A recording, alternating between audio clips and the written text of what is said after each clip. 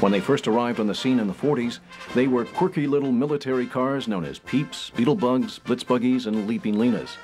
Decades later, these unique machines have endeared themselves to millions and are now some of the hottest-selling vehicles on the road.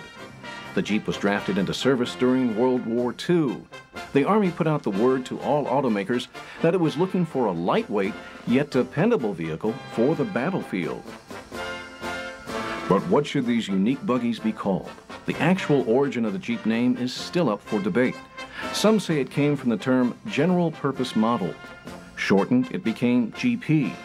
Others say it came from the Popeye cartoon character Eugene. He was neither fish nor fowl, but could solve all kinds of problems. The Jeep was an incredible machine. During the war, it had many purposes. It served as an ambulance, a battle truck, and a mail carrier. It could dig trenches or serve as a wash basin. It even doubled as a wedding altar. General Dwight D. Eisenhower said the U.S. and its allies would never have won the war without the Jeep.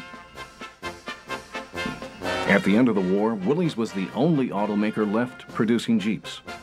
Many people predicted this old workhorse would be put out to pasture, but not so. Returning soldiers were reluctant to leave behind these wartime sweethearts. Soon used and new Jeeps were proving their worth in civilian life. Willys offered all sorts of modified Army Jeeps. They were station wagons, pickup trucks, and convertibles. The jet-setting group even got a two-door sports car, the Jeepster. By the early 1950s, Willys was a household name, but changes were ahead. Henry J. Kaiser bought the company and renamed it Willys Motor Incorporated. Willys tried out bigger and more powerful engines in the Jeep. People were realizing the usefulness of this mighty machine. The vehicle's popularity grew. The Jeep was sold in 150 countries. With the turn of the 60s, Willys totally redesigned the Jeep. This was the first Jeep built from the ground up without military influence. There were several different Jeep models. Despite the diversity, the Jeep lineup was in trouble.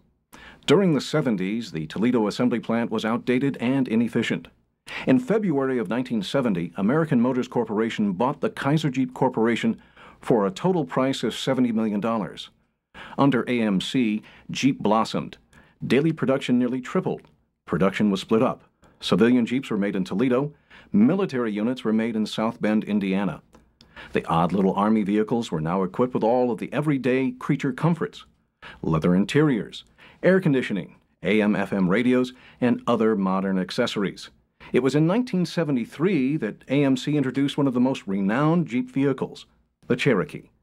This model came in both a two-door and four-door style and appealed to the sports car crowd. Jeeps weren't just for work, they were for fun.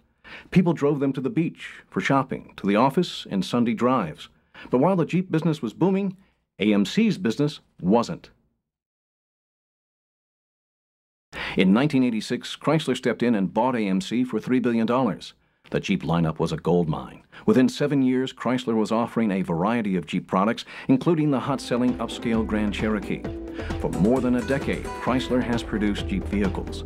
These sport utilities appeal to the young and old, men and women, and all professions. Part of its charm is in its rich history, rugged reputation, and fun-loving image.